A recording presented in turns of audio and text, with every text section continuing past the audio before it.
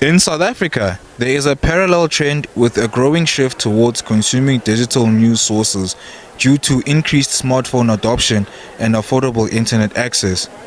The distribution of news content through digital platforms has become a crucial means for news media businesses to reach consumers, leading to greater reliance on these platforms over time. This unfortunately has affected traditional media, with declining sources of revenue for both print and broadcasting. But South Africa's current media landscape poses many challenges.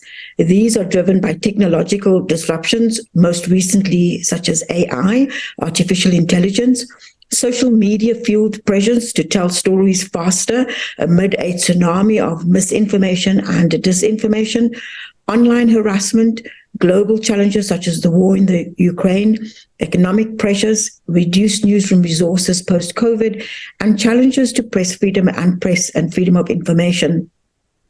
South Africa's media, its private, its public, and its community media, whether they publish on print or broadcast or online, were already struggling when COVID struck a blow on the country's economy.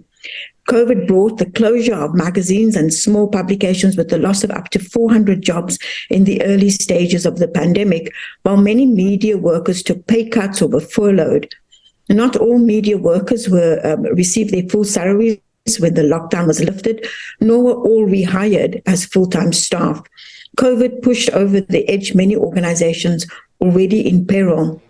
The inquiry will focus on various issues that have been put forward by various stakeholders, such as visibility of smaller news organizations, including community and African language news media, and the diversity of news available to consumers. The inquiry will pick on some of these issues that are being debated, as you know, not just locally in South Africa, but globally.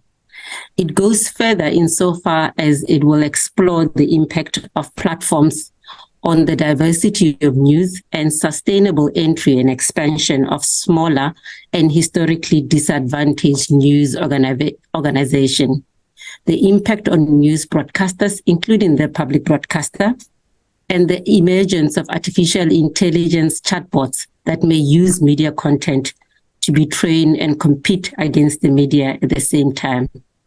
The Commission notes that media consumers have become reliant on digital platforms for news and may not necessarily be of good quality, as platforms fabricate news to generate revenue. The public needs to be informed, they need a range of diverse voices, and they need to have public interest journalism, investigative journalism placed before them. So it's not just about the diversity of news, but also the quality, and whether investigative journalism is rewarded and good stories rewarded on digital platforms or not. The Commission says if it does find features that do distort competition, then it will take remedial action under the new amendment.